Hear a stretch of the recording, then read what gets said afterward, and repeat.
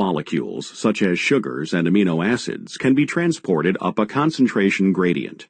The sugar moves via a membrane transport protein from outside of the cell where the sugar concentration is low to the inside of the cell where the sugar concentration is high. The transport of the sugar through a coupled transport protein is driven by the movement of counterions such as sodium ions or protons that are moving down their concentration gradients from a region of high to low concentration. Sodium ions and the specific sugar or amino acid simultaneously bind to the same transmembrane protein on the outside of the cell, called a symport.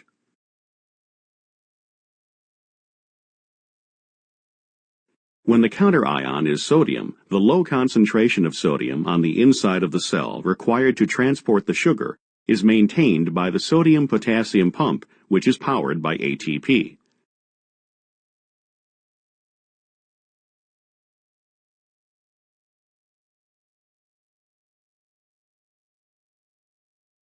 In a related process called countertransport, the inward movement of sodium ions is coupled with the outer movement of another substance such as calcium ions.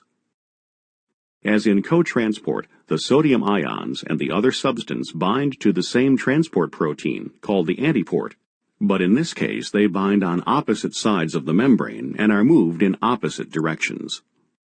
The low internal sodium ion concentration is maintained by the sodium-potassium pump.